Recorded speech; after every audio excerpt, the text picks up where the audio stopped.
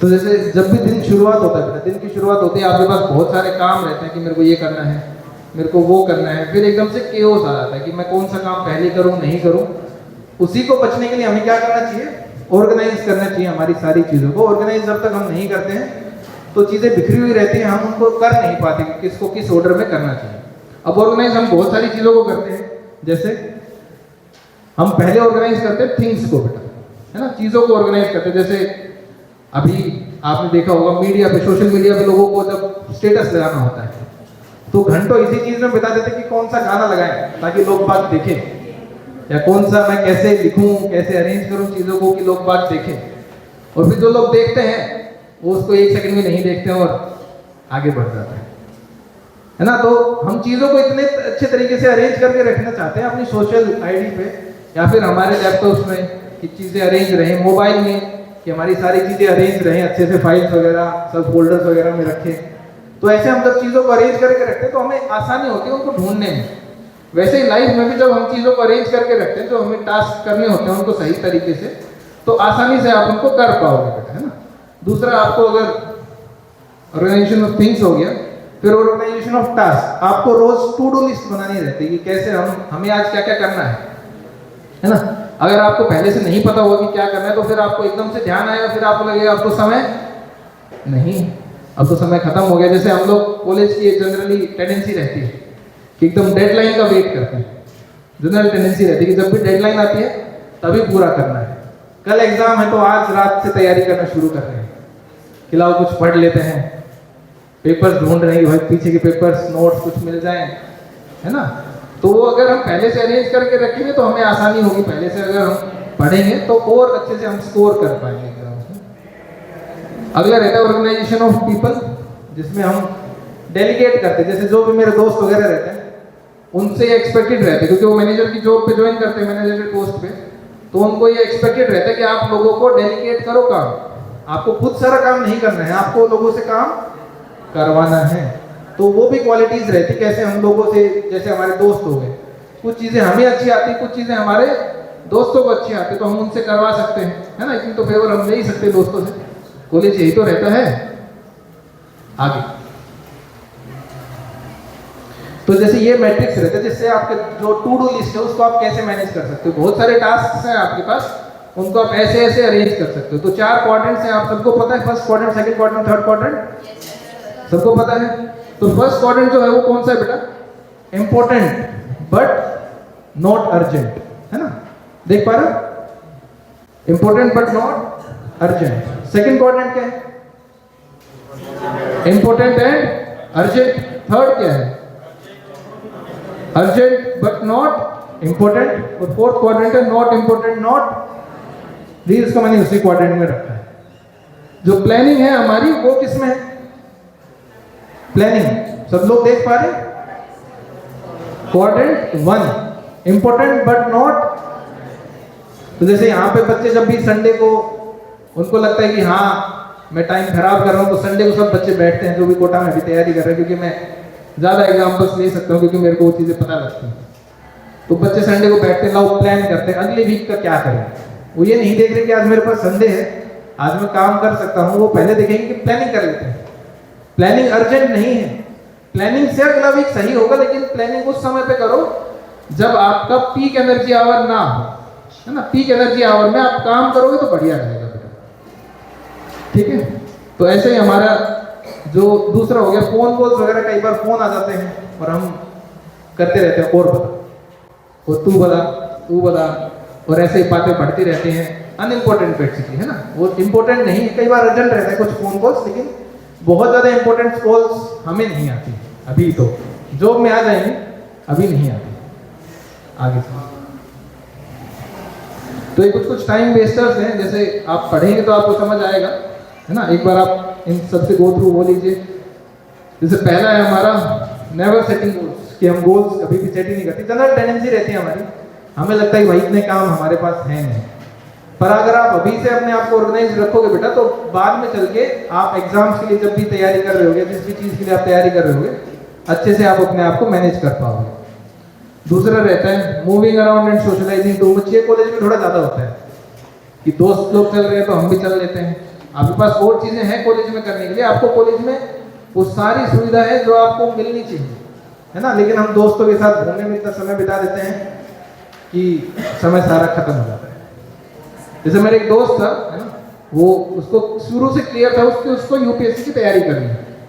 First year में उसने बहुत अच्छे से तैयारी की, पर सेकंड ईयर में फिर एसोसिएशन के कारण वो इंटॉक्सिकेशन के चक्कर में पड़ गया, और फिर फाइनल ईयर में जाके रियलाइज हुआ उसको कि भाई मैंने 3 साल, फिर उसके बाद उसने प्लेसमेंट नहीं ली, ऑब्वियसली उसको यूपीएससी तैयारी करना था। फिर वो दिल्ली गया, उसने कोचिंग वगैरह शुरू की, पर उसने जो उसके पास टाइम था कॉलेज का, जो आपके पास अभी है, क्योंकि कॉलेज के में हमें बहुत टाइम मिलता है बेटा, आप सबको ये नॉलेज होगा कि हमें बहुत, आपके पास बहुत सारा समय है जिसमें आप बहुत सारी चीजें सीख सकते हो, लेकिन हम उसको सही से यूटिलाइज नहीं कर पाते हैं।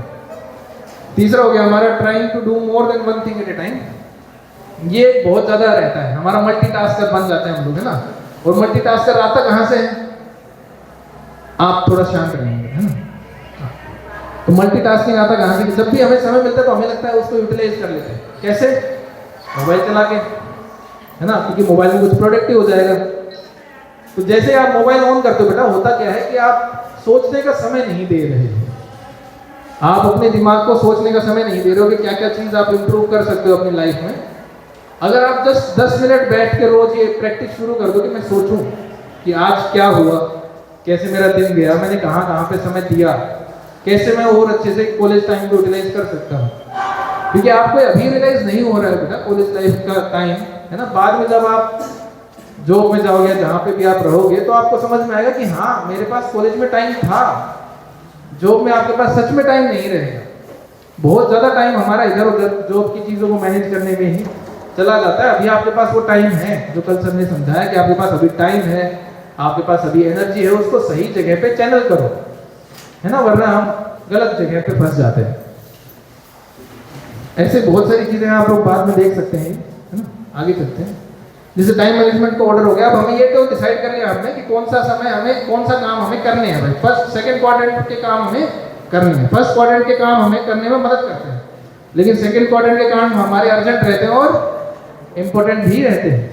तो अब यहाँ पे हम एक एक्सपेरिमेंट करें। जैसे एक आपके पास ग्लास है, आपको इसके अंदर मिट्टी भरनी है, छोटे छोटे कंकड़ भरने हैं और बड़े कंकड़ भरने हैं, बड़े बड़े पत्थर भी भरने हैं। कैसे भरोगे?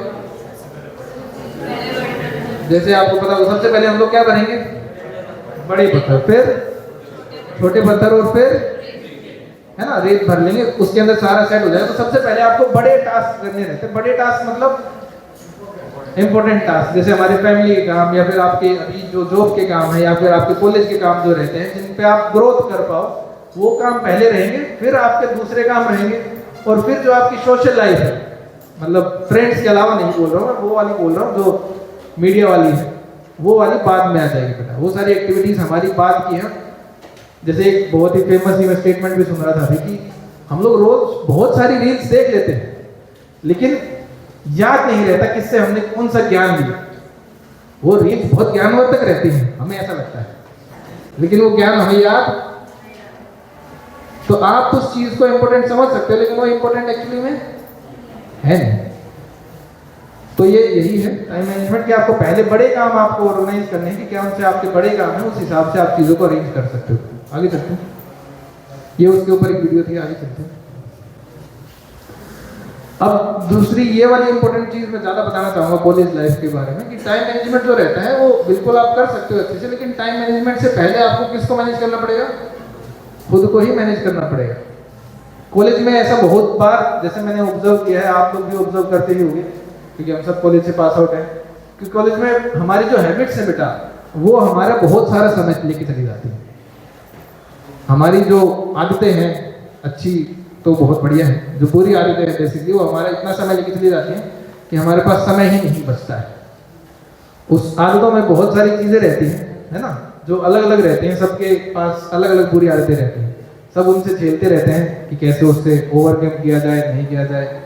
वो हमारा सबसे ज्यादा समय लेके चले जाता है। अगर वो हम छोड़ दें तो हम अच्छे से अपने समय को यूटिलाइज कर पाएंगे। अब इसके आगे एक वीडियो था जो कि हमारा नहीं चल पाएगा नहीं चल पाएगा।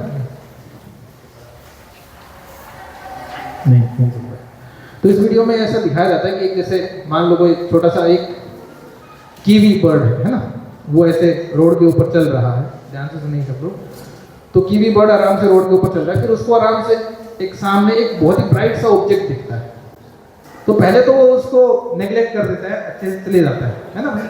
जैसे आप लोग रहते हो अपनी लाइफ में मस्त रहते हो, फिर आपका दोस्त बोलता है देखो ये चीज़ क्या है, देखो इस चीज़ से बहुत ज़्यादा इंजॉयमेंट आ रहा है ना, इंटॉक्सिकेशन हो गया, अलग जो भी बैड एक्टिविटीज़ हो गए, तो इनिशियली हम उनको नेग्लेक्ट कर देते हैं। फिर क्या होता है, फिर हमारे दोस्त लोग हमें प्रेशर करने लगते हैं, हम सोचने लगते हैं लाओ एक बार ट्राई ही कर लेते हैं, ट्राई करने में क्या ही जाता है, नहीं। तो इसी हिसाब से बेटा तो फिर ये होता है कि हम ट्राई करने के चक्कर में जो भी नशेड़ी होते हैं या फिर जो भी जुआरी होते हैं, बेसिकली जो जुए की लत से ग्रस्त रहते हैं, कोई भी बंदा शुरुआत में नहीं सोचता है कि मेरे को तो भाई इतना लत में घुस जाना है कि मैं घर बर्बाद कर दूं या फिर घर को बेच दूं, घर को दाव पे लगा दूं। कोई भी शुरुआत में ये नहीं सोचता है बेटा। सब लोग शुरुआत में क्या सोचते हैं कि लाओ ट्राई कर लेते हैं, थोड़ा सा ट्राई करने में क्या ही जाता है, दोस्त बात कर ही रहे हैं, वो तो खुश है भाई, उनको तो कोई भी दिक्कत, तो मैं भी थोड़ा सा ट्राई कर लेता हूँ कि क्या होता है नहीं होता है, एक बार चेक कर लेते हैं, थोड़ा टेस्ट करने के लिए ही कर लेते हैं। फिर धीरे धीरे वो सोशल नॉर्म बन जाता है। आपने एक बार ट्राई किया तो आपके दोस्त आपको और ज्यादा प्रेशर करेंगे, फिर आप और ज्यादा इन्वॉल्व होते जाओगे, है ना। और धीरे धीरे वो इन्वॉल्वमेंट इतनी बढ़ जाती है कि हम लोग उसको छोड़ ही नहीं पाते। जैसे अभी आप में से बहुत लोग मोबाइल नहीं छोड़ पा रहे, क्लास में बैठ के मतलब 1 घंटा बैठना है आपको, लेकिन फिर भी फोन नहीं छूट रहा है ना। बहुत ही माइंड इतना ट्रेन हो चुका है बेटा कि कोई समझा भी देना तो फिर भी नहीं समझ आता है कि भाई क्या किया जाए नहीं किया जाए। इतना ज्यादा ब्रेन वायर्ड हो चुका है हमारा उस तरीके से कि हम छोड़ ही नहीं पा रहे हैं उस चीज को। उसमें ऐसा कुछ काम का है नहीं, आप अगर जस्ट लिटरली सोचो तो मोबाइल में ऐसा कुछ काम का नहीं है। फोन करना होता है, कुछ जरूरी मैसेज आ जाए क्लास का, ग्रुप का, वो आपको पढ़ना होता है, उसके अलावा उसका कोई काम नहीं। आप जो अपडेट लेते रहते हो, जो भी चीजें हैं कि दुनिया में इतनी, जैसे बहुत फेमस स्टेटमेंट कई लोग बोलते रहते, इतनी रील्स नहीं बनाता इंस्टाग्राम जितनी मैं देख देता हूँ, आप उतनी नहीं देख पाते होंगे, है ना। पर अभी भी कम से कम 1 घंटे भी आप फोन नहीं रख पा रहे हो, आप समझो बेटा स्थिति क्या है माइंड की। आप कैसे तो कंसंट्रेट कर पाओगे पढ़ाई पे। और यही बेसिकली अभी बच्चे जो आ रहे हैं उनका मेन दिक्कत यही तो रहता है, फोन रहता है उनके पास, घर का सुपरविजन रहता नहीं है। जैसे मैं भी जब गांव से पहली बार कॉलेज गया, कोई सुपरविजन नहीं, कोई देख ही नहीं रहा है मैं क्या कर रहा हूँ, कोई भी नहीं है सुपरविजन में। घर वाले बोलते रहते थे पढ़ाई करो पहले तो, अब कोई नहीं बोल रहा। अब मैं जितनी देर मोबाइल चलाऊं, क्लास में सो, प्रॉक्सी लगवा देंगे, ये करवा देंगे। आप समझो आपने जिंदगी को क्या बना लिया है। अगर आप 5 मिनट सोच लो कि भाई क्या कर रहा हूं मैं इस डिवाइस से, तो आपको समझ में आ जाएगा।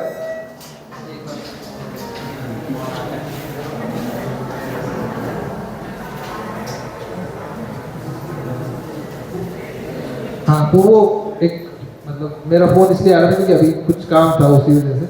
पर आप अगर समझो तो हम फोन के इतने आदी हो चुके हैं कि फोन छोड़ ही नहीं पाते हम लोग क्लास में। और मैं आपकी सिचुएशन नहीं बता रहा हूँ, आप तो कॉलेज में है भाई, कॉलेज के बच्चों को तो ये हमें लगता है हम कॉलेज में तो कर ही सकते हैं, फिर हम कब करेंगे। जो अभी बच्चे हैं 12th 11th में, वो भी क्लास में फोन नहीं छूटता है, कैसे तो जेईई की तैयारी करेंगे और फिर उनके नंबर नहीं आते, फिर उनको लगता है कि मैं तो पढ़ाई पूरी कर रहा हूँ, लेकिन वो अटेंशन आपका पढ़ाई में नहीं है।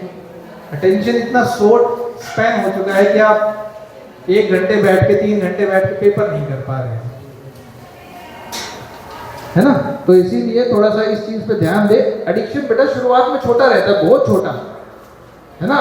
भगवान यही बोलते हैं, आगे जो स्टेटमेंट है, जैसे हम पहले तो यही समझते थे कि आप जो है वो आपकी हैबिट से डिफाइन होते हो, आपका जो फ्यूचर है वो आपकी हैबिट्स ही बनाएंगे कि आपका फ्यूचर क्या बनेगा, यही डिफाइन करेगा। आप जो भी बनना चाहते हैं, आप जो भी देखते हैं कि भाई इसने ये कर लिया, उसने वो कर लिया। जैसे मेरा एक दोस्त है, अभी वो स्टार्टअप कर रहा है, गुड़गांव में है वो, अभी जॉब के साथ वो स्टार्टअप कर रहा है। दिन में जॉब करता है, रात में अपने स्टार्टअप के ऊपर काम करता है, कोडिंग का जो भी वो स्टार्टअप कर रहा है। पर आप समझो अगर वो वही फोन चलाने में लग जाए, उसके पास भी तो रील्स आती होंगी, पर वो उसको साइड में रख के अपने जो इंपॉर्टेंट गोल्स हैं उनके ऊपर वर्क कर रहा है ना। इसीलिए जैसे बहुत सारी चीजें रहती हैं। आपको अगर किसी भी चीज में मेहनत करनी है तो आपको डिस्ट्रैक्शंस को साइड में रखना ही पड़ेगा, और वो रखा नहीं जाते हैं क्योंकि इतने रुपए मिलते हैं उसको डिजाइन करने के लिए। जब आपके एप्लीकेशंस हैं उनके इतने रुपए क्यों दे रहे हैं लोगों को, इंजीनियर्स को? तभी तो वो अट्रैक्टिव बनते हैं। आपको लगता है वो सोशल वैलिडेशन है कि मैं अगर मेरे इतने लाइक्स हो गए तो देखो लोग पसंद कर रहे हैं मेरी चीजों को, तो एडिक्टिव बनाए जाते हैं। सोशल लाइफ एडिक्टिव बनाई जाती है ताकि आप उसमें घुसो।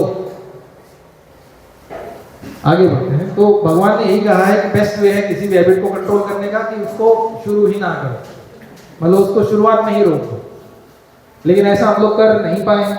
हम लोग आगे बढ़ गए, हमने हैबिट्स बना ली हैं, हम उनको मना नहीं कर पाए और हैबिट्स बन गए हैं। तो हैबिट्स को रोका कैसे जाता है बेटा? तो अगला हमारा प्रिंसिपल है GIGO principle, basically good in good out, या फिर दूसरी भाषा में गार्बेज इन गार्बेज आउट।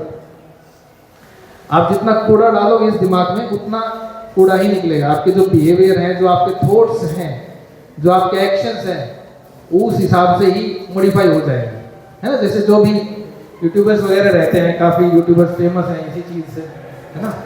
जब मैं कॉलेज के फाइनल ईयर में था तो एक यूट्यूबर ऐसे फेमस हो गया जिसकी मतलब वो जो बेसिकली अब्यूजिव वर्ड्स यूज़ करता था।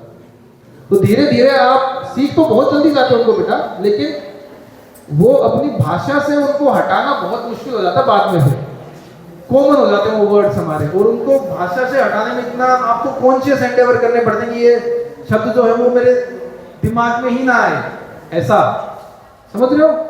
तो गार्बेज इन गार्बेज आउट, आप क्या इनपुट्स ले रहे हो वो बहुत जरूरी है। गुड इन, अगर आप अच्छी चीजें डालोगे, अच्छी चीजें सुनोगे, तो आपके थॉट्स, आपके बिहेवियर, आपके एक्शंस भी अच्छे ही होंगे। वो दिख जाता है आपको लोगों के साथ जब आप रहते हो कि कौन अच्छी तरह से बिहेव कर रहा है, नहीं कर रहा है। वो मैनर्स, वो एनवायरनमेंट बनाता है हमारे, जैसे हमारे इनपुट्स रहते हैं उस हिसाब से। अब इनपुट्स हम अलग अलग चीज़ों से लेते हैं, बुक से, जो हम बुक्स पढ़ते हैं, बुक्स तो हम वैसे कॉलेज में बहुत कम पढ़ते हैं, बहुत ही कम बच्चे होते हैं जो कॉलेज में बुक्स पढ़ते हैं। पढ़ाई के अलावा बता रहा हूँ मैं, पढ़ाई की तो आप सब पढ़ोगे ही, वो तो ज़रूरी है, पर पढ़ाई के अलावा हम लोग अच्छी बुक्स बहुत कम पढ़ते हैं। तो फिर मेन सोर्स हमारा हो जाता है मूवीज़ वगैरह। जो हम मूवीज़ देखते हैं, जो गाने सुनते हैं, आपके दोस्त बेसिकली दोस्त रहते हैं, है ना। मेजरली जो जैसे कल आपको समझाया गया, इन्फ्लुएंस जो आपका आता है वो 3 जगह से आता है। कहाँ कहाँ से? स्कूल से, फ्रेंड्स से और पेरेंट्स से, है ना भाई। 3 जगह से आपका इनपुट या नॉलेज आप लेते हो मेजरली। और आखिरी रहेगा हमारा सोशल मीडिया से, यहाँ से हम इनपुट लेते हैं। अगर हम इनपुट सही नहीं लेंगे तो आउटपुट भी सही। जैसे अगर आप कूड़ा डालने की कोशिश कर रहे हो दिमाग में, तो कूड़ा ही निकलेगा। अगर आपने कूड़ा डाल दिया है पहले, और कूड़ा मत डालो, है ना। वो बिल्कुल कूड़ा वापस से सरफेस पे आएगा जो आपने डाला हुआ है। जब आप सफाई करने की कोशिश करोगे तो वापस से बहुत मुश्किल होगी उसको सफाई करना, लेकिन और मत डालो। और जो इनपुट्स हैं मत दो, खराब इनपुट्स जो हमारे ब्रेन को, क्योंकि आपका मोबाइल बेटा एक कदम दूर है गलत इनपुट से। तो इसीलिए गलत इनपुट्स अपने दिमाग में ना दें। गुड जो अच्छी चीजें हैं उनको इनपुट करोगे तो बैड इनपुट्स अपने आप रुक जाएंगे बेटा। ये पहला प्रिंसिपल है। जो 3 चीजें हैं हमारे आगे समझेंगे हम, जैसे 3 प्रिंसिपल्स रहते हैं टोटल, SSS फॉर्मूला बोलते हैं इसको। पहला रहता है स्टार। स्टार मतलब जैसे मैंने आपको समझाया कि उसको और इनपुट्स ना दो। दूसरा प्रिंसिपल क्या है? सप्लीमेंट गुड हैबिट्स, कि आपको अच्छी हैबिट शुरू करनी पड़ेगी। और अच्छी हैबिट्स एक दिन में शुरू नहीं होती। जैसे अगर आपको किसी को दौड़ना शुरू करना है कि मैं दौड़ना शुरू करता हूँ सुबह सुबह, अभी तो वैसे बहुत मुश्किल हो जाएगा सर्दी के समय तो, पर वैसे अगर आपको दौड़ना शुरू करना पड़ेगा तो बहुत मुश्किल है बेटा उठना सुबह और फिर दौड़ने जाना। और एक दिन हो जाएगा, फिर आपके पैरों में दर्द होगा, फिर दूसरे दिन उठ के जाना, है ना। तो अच्छी हैबिट्स बनाने में बहुत मुश्किल लगता है, और बुरी हैबिट्स आपकी बहुत आराम से बन जाती है, बहुत ही आराम से। आपको कुछ करना ही नहीं पड़ता, आपके दोस्त हैं सपोर्ट करने के लिए। अच्छी हैबिट सपोर्ट करने के लिए दोस्त कम हैं, इसीलिए आपको एसोसिएशन ढूंढना पड़ता है। अब हमें ये पता है कि हैबिट्स अच्छे से बन जाएंगे अगर हमारा एसोसिएशन सही रहेगा तो, लेकिन एसोसिएशन अच्छी हैबिट्स के लिए आपको ढूंढना पड़ेगा। आपको दोस्त को समझाना पड़ेगा, आपको खुद को समझाना पड़ेगा कि हाँ नए साल से हम ये करते हैं। जैसे हर एक सेमेस्टर जब खत्म होता है तो अगले सेमेस्टर से हम यही सोचते हैं अगले सेमेस्टर से एकदम अच्छे से पढ़ूंगा मैं, पहले बेंच पे बैठ के एकदम नोट्स बनाऊंगा मैं। और पूरा सेमेस्टर जैसे खत्म होता है तो हमें पता लगता है कि इस सेमेस्टर भी हमने जो बात बोली थी वो हमने फॉलो फिर हमें लगता है किसी तरह ये एग्जाम चले जाए अगले एग्जाम से, और ऐसे हमारा कॉलेज है ना। तो वो चीजें आपको डेवलप करने के लिए एसोसिएशन जरूरी होता है बेटा। एक एसोसिएशन होगा तो ही हम अच्छी हैबिट्स को डेवलप कर पाएंगे। तो अगर ऐसा सस्टेन करते हैं, नहीं पीछे ही वही अकाउंटेबिलिटी जरूरी रहती है। अगर आपके पास कोई ऐसे मेंटर है जिनको आप बता सको, जिनसे आप गाइडेंस वगैरह लेते हो, जिनको आप बता सको कि मैं ये चीज़ करने की कोशिश कर रहा हूँ, तो और अच्छा होता था बेटा। अकाउंटेबिलिटी बहुत ज़रूरी रहती है, क्योंकि अगर हम किसी को बता नहीं रहे तो हमारे मन को ही पता है कि मैं अच्छा होने की कोशिश कर रहा हूँ। फिर जैसे अभी न्यू ईयर आएगा, सब लोग रेजोल्यूशंस लेंगे, फिर 2 जनवरी को टूट जाएगा, और फिर दुनिया में नहीं पता है किसी को कि मैंने रेजोल्यूशन लिया था, और फिर क्यों ही करना है भाई। जब आपने किसी को बता दिया तो वो बंदा अपडेट लेगा, हाँ भाई क्या चल रहा है, हुआ नहीं हुआ, कितना हुआ, कितने दिन फॉलो किया नहीं किया। आप खुद अकाउंटेबिलिटी बना लोगे तो अच्छे से हो जाएगा। स्टे अवे मतलब जो टेम्पटिंग एनवायरनमेंट रहता है, जैसे अगर किसी को इंटॉक्सिकेशन छोड़ना है तो वो ऐसी जगहों से दूर रहेगा जहाँ पे इंटॉक्सिकेशन सर्व किया जाता है। जो गैम्बलर है वो दूर रहेगा जहाँ पे गैम्बलिंग हो रही है ना। गैम्बलिंग बहुत ज़्यादा एडिक्टिव रहती है बेटा, बहुत ज़्यादा एडिक्टिव रहता है गैम्बलिंग। जैसे महाभारत का जो युद्ध हुआ वो भी किसके ऊपर हुआ था, गैम्बलिंग के ऊपर। तो बेसिकली वो समझाना चाह रहा था गैम्बलिंग मत किया करो भाई, क्योंकि गैम्बलिंग में क्या होता है बेटा, आपको कुछ नहीं करना है। आपने कुछ पैसे लगाए और आप जीत गए, कुछ भी नहीं किया आपने। आप पूरा दिन खट के नहीं आएगी, आपको सैलरी मिल रही है भाई, पूरा महीने आप खट रहे हो और फिर आपको सैलरी मिल रही है ना। आपको बस बैठना है, आपको कुछ करना है, जो भी जुए की शर्तें रहती हैं, और फिर आप जीत जाओ। और जुआ के जो मालिक रहते हैं बेटा, जैसे जो कैसीनो हाउस का मालिक रहता है, वो दुखी नहीं होता जब आप जीतते हो, खुश हो जाता है कि भाई अब अगर ये 10,000 20,000 जीता है तो फिर ये 1 लाख हारेगा, क्योंकि जो ओड्स रहते हैं वो आपके अगेंस्ट में इतने ज्यादा रहते हैं। अगर वो कैसीनो वाला हारता ही जाएगा तो फिर उसने कैसीनो क्यों खोल रखा है भाई। इतने ज्यादा ओड्स रहते हैं आपके अगेंस्ट, जितने ओड्स कम रहेंगे आप कम जीतोगे, जितने ओड्स ज्यादा रहेंगे उतना आप ज्यादा जीतोगे। तो गैम्बलिंग तो बहुत ज्यादा एडिक्टिव रहता है। और जैसे जो एप्लीकेशंस आ रही हैं आजकल, तो ये दिखाने के लिए कि देखो आपकी नॉलेज है, लेकिन बेसिकली वो गैम्बलिंग है ना। तो वो थोड़ा सा ध्यान दें। तो stay away from tempting environments and situation. दूसरा एक बहुत ही इंपॉर्टेंट सा स्टेटमेंट आखिर में लिखा हुआ है कि डोंट स्लीप आफ्टर स्लीप। ऐसा हो सकता है कि आपने हैबिट बनाने की कोशिश की नए साल में, और आप 2 जनवरी को 3 जनवरी को फेल हो जाते हो, उसके बाद सोना नहीं कि बस हो गया भाई खत्म। स्लिप हो जाता है। जब भी हम हैबिट बनाने की कोशिश करेंगे तो स्लिप होंगे, हम लोग बिल्कुल होंगे, बार बार होंगे, लेकिन हमें बार बार खड़े होके वापस से कोशिश करना है ना। स्लीप नहीं करना कि भाई बस हो गया, मैंने बहुत कोशिश कर ली। जब भी आप हैबिट बनाने की कोशिश कर रहे हो तो बहुत टाइम लगेगा बेटा आपको, और जैसे हैबिट बन जाएगी तो अपना रूटीन सेट हो जाएगा अपने आप वो समय मैनेज कर पाओगे जो आपको नहीं मिल रहा है अभी, क्योंकि आपने बैड हैबिट्स को छोड़ के कुछ अच्छी हैबिट्स अपना ली हैं जहाँ पे आपका समय प्रोडक्टिवली यूटिलाइज हो रहा है। ठीक है भाई, आगे आखिरी स्लाइड है हमारी कि जो अच्छा मेंटर रहता है वो एक पूरी आर्मी के बराबर रहता है। जैसे जब भी कोई युद्ध होता है बेटा, तो एक राजा को जीतने के लिए क्या चाहिए होता है, सेना। वैसे ही जैसे हमारा जो अभी मुकेश जो जीत के आए वर्ल्ड चैंपियनशिप है ना, तो उसने भी जो उसके कोच थे बहुत सारे जो उनको गाइड करते थे है ना। जैसे आपने अगर एक सीरीज आती है क्वींस गैम्बिट करके, एक टीवी सीरीज, वो चेस के बारे में ही है, तो वो यही समझाती कैसे आपको चेस के लिए प्रिपेयर करना होता है कि अगला जो आपने कुछ गेम चला, उसने कुछ ओपनिंग की, तो अगला जो उसका जो कोच है वो बताएगा कि देखो यहाँ से मैं ये कर सकता हूँ, यहाँ से ये हो सकता है, तो आपका अगला मूव क्या होगा, तो आपका अगला मूव क्या होगा।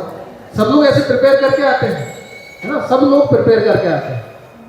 कुछ है कि चेस चैंपियंस हैं जो ऐसे प्रिपेयर नहीं करते थे, बाकी सब के पास सेकंड्स रहते हैं। सेकंड्स मतलब जो उनको मदद करते हैं, जो भी कोच रहता है, जो भी अच्छा खिलाड़ी रहता है, सबके पास अपने अपने कोच रहते हैं जो उनको गाइड करते हैं, जो उनको मेंटर करते हैं। वैसे ही आपको भी ऐसे कुछ सीनियर्स अपने पास रखने चाहिए जिनसे आप गाइडेंस दे सको, पूछ सको कि क्या कर सकते हैं, नहीं कर सकते। वो बहुत जरूरी है लाइफ में बेटा। अगर लाइफ में आपके पास मेंटर नहीं है तो अपने आप हम, जैसे तजुर्बा जो है वो हमें गलत डिसीजन से बचा लेता है। तजुर्बा हमें गलत डिसीजन से बचा लेते हैं, लेकिन तजुर्बा आता कैसे, गलत डिसीजन से ही आता है। तो गलत डिसीजन लेने से आप अगर बच जाओगे, अगर आपके पास सीनियर्स रहेंगे वो आपको बता देंगे तो आप एक इन्फॉर्म्ड डिसीजन बना पाओगे अपना। तो एक मेंटर की बहुत ज़्यादा ज़रूरी रहती है। तो इसी के साथ आखिरी सेशन हम लोग कंक्लूड करते हैं। तो मैंने पहले आपको जो शुरू के सेशन से उनका रिवीजन करवाया, फिर हमने समझा टाइम क्यों ज़रूरी रहता है। जैसे हमारे जो सुपर हीरोज रहते हैं वो भी टाइम पे ही आते हैं, तो वैसे ही हमें भी अपना टाइम मैनेज करना चाहिए। फिर हमने क्या सीखा था, टास्क को कैसे अरेंज करते हैं, हमें समझना चाहिए कौन सा इंपॉर्टेंट है कौन सा इंपॉर्टेंट नहीं है। प्रायोरिटी के हिसाब से हमें रखना पड़ेगा, पहले बिग टास्क और फिर छोटे टास्क। उसके बाद हैबिट्स कैसे हम लोग बना लेंगे अगर, तो हमारा टाइम अच्छे से यूटिलाइज हो जाएगा। हैबिट्स एक दिन में नहीं बनती है। हम लोग न्यू ईयर को रेजोल्यूशन लेंगे, बहुत ज़्यादा प्रोबेबिलिटी है हम लोग फेल हो जाए बेटा पहले ही दिन। लेकिन उसका मतलब ये नहीं कि हमें हार माननी। जब आपने डिसाइड कर लिया कि आपको चेंज करना है, तो आप कंटिन्यूअसली उसके ऊपर एक्ट करते रहो। ठीक है भाई। इसी